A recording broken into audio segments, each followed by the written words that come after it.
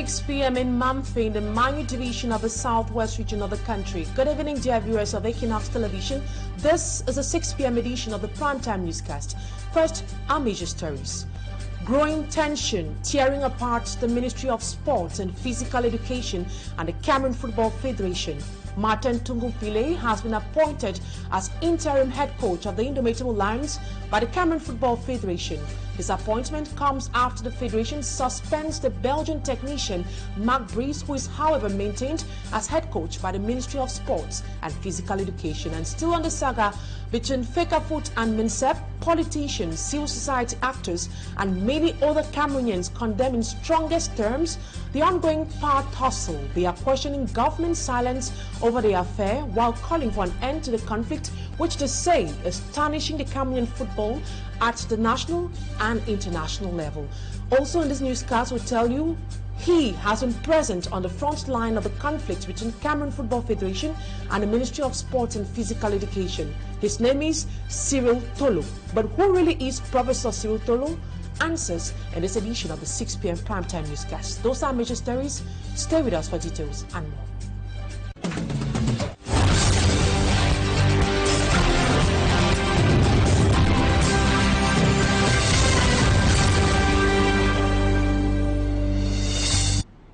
Once more, good evening, and thank you so much for choosing Equinoxe Television for presentation. I am Immaculate Fogwe. Political actor Fa Elvis Tayong highlights confusion as the appropriate word to define the silence of the government on the FECAFOOT MINSEP power dispute that has been going sour for days. This opinion differs from that of Dr. Nick Ngwanyam, who rather talks of a wise move to study the lasting and come up with lasting solutions, Innocent as it develops their views in the following report. The silence of the Cameroonian government on the aggravated FECAFOOT MINSEP power tussle brings political actors out of their class. Just like any other Cameroonian reacting on the conflict, they focus on government's muteness. The silence to Fa Elvis Tayong implies confusion. Is to tell you that we are in a confused state where there is no clear-cut distinction between who is to do what and at what time. We said sometimes that in a kangaroo system, these are the characteristics of a regime you find. Consulting Dr. Nick Ngwanyam, the silence equals to wisdom in better understanding and handling the squabble diligently. That is understandable because there are too many problems in this country, and when you just jump into problems and try to solve them without actually taking your time, sometimes you can create more trouble than solutions. And you know that we have to build on a foundation of truth and a foundation of love to actually know where we are going. If the government is silent on the issue, I think it makes a lot of sense, and those that started the problem should solve their problems. If you break it, fix it. The conflict that has sparked national and international debates and commentaries is seen by Dr. Nick as an awakening breeze. There is a lot of awakening amongst the youths, a lot of awakening in the government and amongst the citizens. Probably if we could share the same kind of views with the same passion as far as our economics, development and the education are concerned, will have a greater nation. Fa Elvis Tayong sees destruction in the telescope. That nobody is able to hit the table and to tell you enough is enough means that they understand the gimmicks that is taking place, but I call that a total distraction because they are distracting Cameroonians from the aspect of Cameroonians going to register massively to vote. So the clock is ticking in reality. While Dr. Nick believes the problem will be solved in a diplomatic way, Fa Elvis Tayong calls on immediate resolution by the government through revision of the text defining the functions of FECAFOOT and MINSEP. In the same vein, the confrontation between Samuel Itofis, Professor Cyrille Tollo, technical advisor of MINSEP, and Marc Brice, head coach of the Indomitable Lions football team, equally made headlines worldwide. Both the written and audiovisual press all raised concerns about the growing tension which is tearing apart the Ministry of Sports and Physical Education and the Federation. Our reporter Cedric Chakutio compiled some of the reactions of some of these international media organizations and came up with this report. Cameroon football was plunged deeper into crisis on Tuesday, May 28, when a meeting between Football Federation President Samuel Eto'o, Minister of Sports Technical Advisor Professor Cyrille Tollo, and the country's new Belgian coach Marc Brice turned into an angry show. This caught the attention of international media organs, who for most of them titled on the current situation which is shaking the management of Cameroonian football. The Senegalese press Sene News reports that Samuel Eto'o brings back Marc Brice as he is the president of the federation and is to be respected. RFE French news media reports that the brawl between Eto'o and Marc Brice makes Cameroon's football goes dramatic. Le Figaro on their side says that the Football Federation president Samuel Eto'o used a harsh tone in addressing Marc Brice, Cameroon's football senior man head coach. On the front page of German media Deutsche Welle, Cameroon football is in a great mess due to this confrontation. Jeune Afrique says the Football Federation is in crisis as Samuel Eto'o sacks Marc Brice. For now, one question still remains. Who will be on the bench on the 8th of June 2024 when Cameroon will be facing? And still on our sports page, he has been present on the front line of the conflict between the Cameroon Football Federation and the Ministry of Sports and Physical Education. His name is Professor Cyrille Tollo. But who really is Professor Cyrille Tollo? Pablo Jonathan has answers to that question.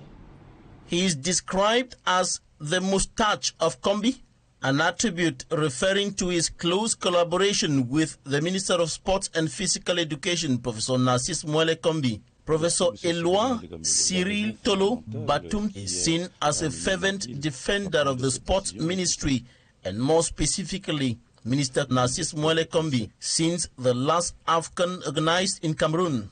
This became more visible in the last weeks with what observers qualify as his conspicuous presence in the conflict between the Ministry of Sports and Physical Education and the Cameroon Football Federation, FECAFOOT. Thus, the appellation, La Moustache de Kombi. Since 2020, Professor Cyrille Tollo is the Sports Minister's Technical Advisor number 2. He is a researcher and assistant lecturer at the University of Yaoundé 1, where he teaches anthropology and management. The 52-year-old former Director General of an interurban luxury transport company is also a senior consultant advising investors who are interested in investing in Cameroon. And away from sports, 2 suspects who stole a commercial motorcycle in Bafoussam have been presented to the public in Kekem by officials of the public security. Meanwhile, an alleged bandit has been beaten to death by inhabitants of Doualare, a neighborhood in Marwa, Fana region of the country. Smajikan Gabriel reports. The 2 young men in their late 30s were arrested in the course of an operation that was headed by the head of public security in Kekem West region. They were accused of stealing commercial motorcycle from the owner who wanted to drop them at their destination, which was Église Presbyterian Nkongo in Bafoussam. On the night of the 22nd, breaking 23rd of May 2024, we caught 2 young men with a stolen bike from Bafoussam. When we started interrogating them where they got the bike, they refused talking to us. It's at the police station they finally accepted that the bike was stolen. When we got in contact with our colleagues of Bafoussam, they verified and brought the owner of the said bike. And said they be using a knife also to take the bike go. Informed about his motorcycle that has been recovered, the owner rushed to the Kekem Public Security Office to collect the bike after showing his receipt. I was supposed to take them to the Église Presbyterian in Congo. When we arrived, they asked me to get into the neighborhood a bit, saying they were afraid to be attacked by thieves. When we got inside, they turned around to attack me. Je remercie le commissariat de Kekem.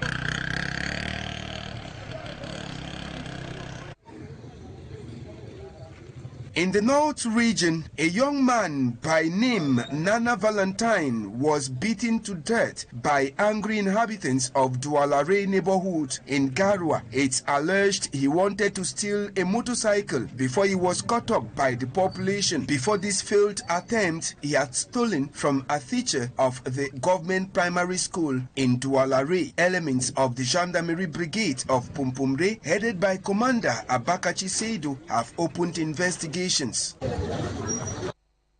Still on our human interest page, over 100 makeshift structures have been demolished at the Granganga market in the Douala 4 subdivision, leaving several traders stranded. Victims of the demolition exercise decry what they qualify as gross violation of their rights while denouncing the huge material loss incurred. Malaglary takes us to the Granganga market in her report.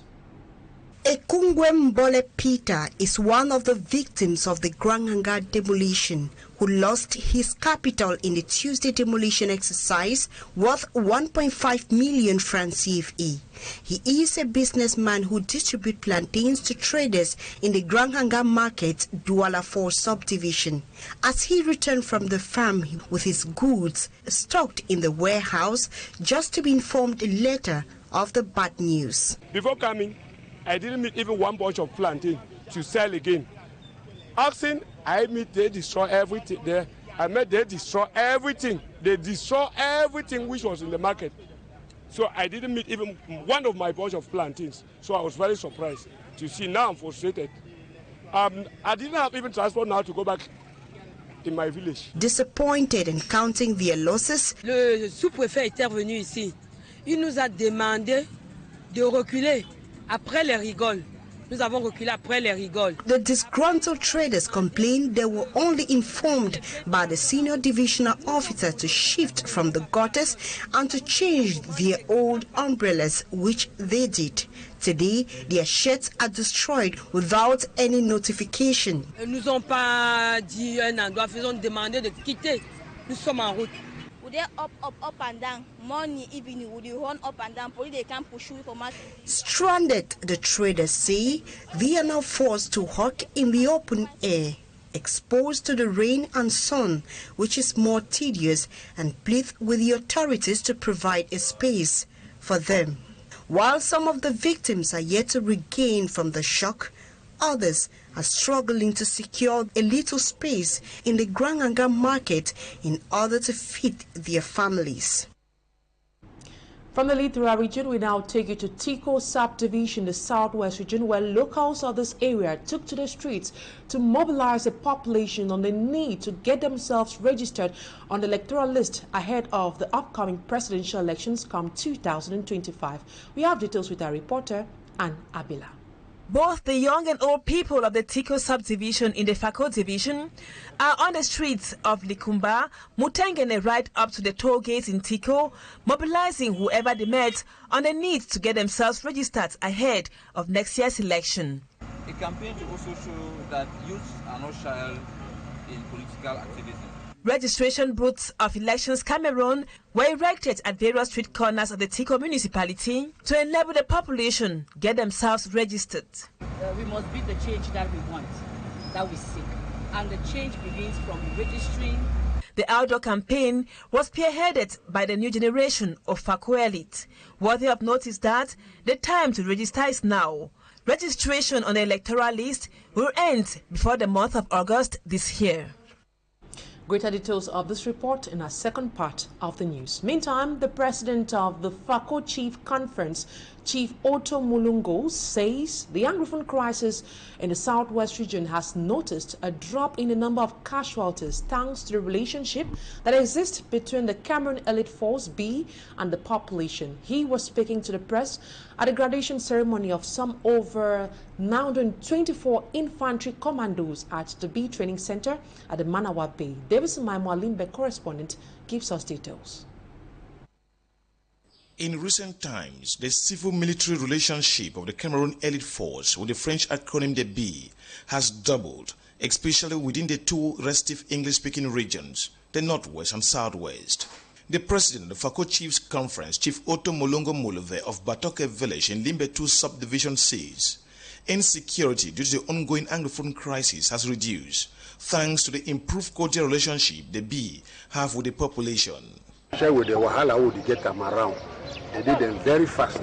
Immediately you inform the citizens trouble, the boys they don't run camp. So now BB friend we would be. I think the core population may always support them for anything. Likewise, the children support for anything we want them to. This explains why some infantry commandos from other military units have graduated from the Bee Training Center at Manawa Bay in Limbe after months of specialized training in securing the population and their property, not leaving out humanitarian missions tactics.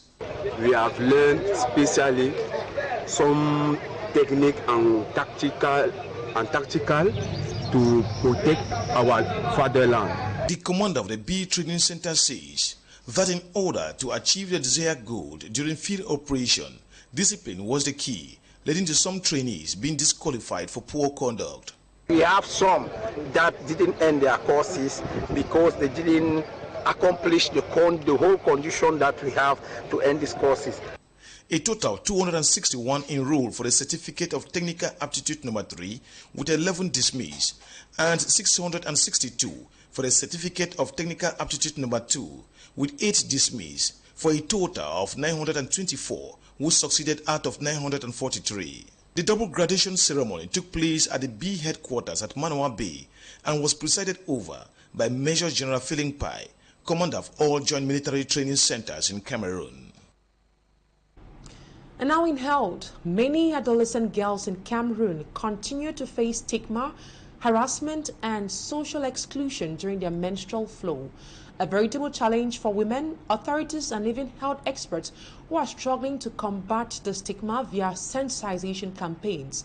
This was therefore the objective of a meeting grouping together young girls held in a locality known as Tinto in the Mayo division of the southwest region of Cameroon. We have details with our health lady, Cyrille.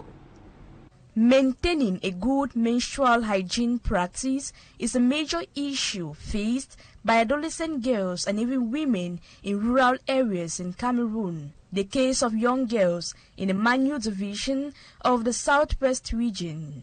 At times I don't use pad, I just sit like that while the blood is flowing with no pad, and I use wrappers to pad myself. There are times that when I'm menstruating, I'll have to use things like napkins. At times I use clothes or toilet roll to pad myself, which is very, very shameful, and it makes me to become very, very uncomfortable. Most of them find it difficult to go to school during their menstrual flow because of shame and fear of not being stigmatized. To overcome the persistent challenges faced by young girls, women of the Mayo division during the sensitization campaign in the presence of the divisional officer of Upper Bayang educated the young girls on how to use sanitary pads.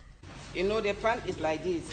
So you gum it on your pants, then you open your legs, and you send a hand behind and pick it behind so that you drag it up to fit you well. With this situation that we have faced now, that the women are thinking that these girls that their self-esteem was not there, they can now talk about menses and how to manage their menses. Ayuk Sira, Divisional Delegate of Secondary Education, Mayo Division, equally advised parents to, because there are situations that parents go and buy towels or pieces of dresses and then give them, and then infection and other things, you know, will affect the children. But giving them sanitary pads will keep these children healthy. World Menstrual Hygiene Day, observed on the 28th of May, is to raise awareness and break the silence around menstruation, ensuring that women and girls are able to manage their periods. And that health report done by Cyrille ends this first part of the news. Talking Point is up next.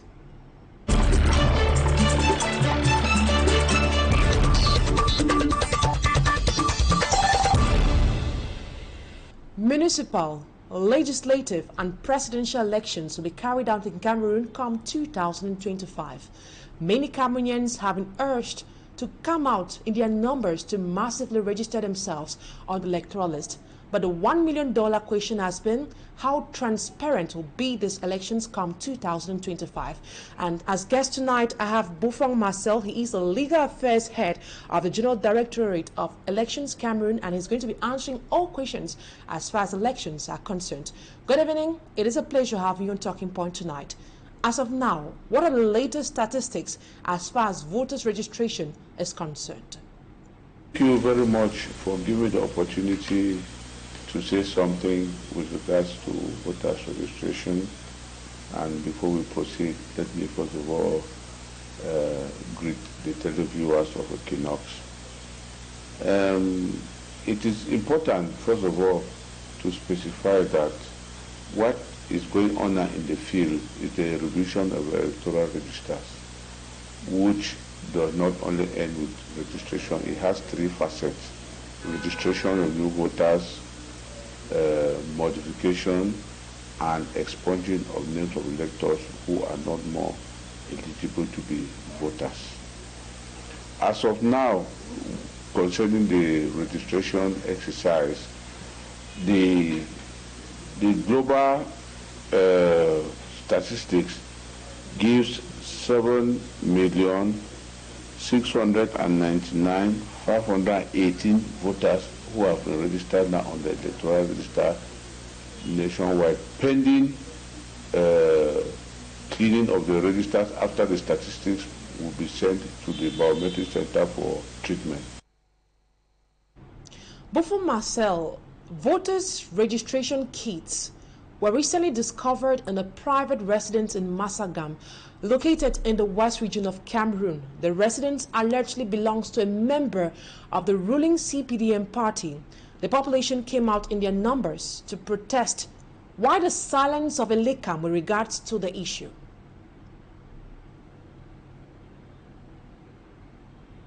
Thank you very much, Madam Immaculate, for posing that question. I want to proceed by saying that revision of electoral registers is being done by a commission. And this commission is made up of the administration or the representative of the administration appointed by the divisional officer, the representative of mayor, appointed by the mayor, representative of the various political parties who are exercising within that area of jurisdiction, and Elections Cameroon as the president of that commission. And the commission, they draw up a calendar of work, since it is a duty that the commission moves closer to the people. They go in for door-to-door campaign to register electors. And when the commission agrees on wherever to go and register, depending on the number of persons they are going to meet on spot, they will go there to register. All these political parties are on board to assist Elections Cameroon to carry on the exercise of revision of electoral registers. So when they go and they find militants doing their door-to-door campaign, they can go to any residence where they are going to have people to register. So I'm sure this is a similar situation that happened in Masanga in the West region.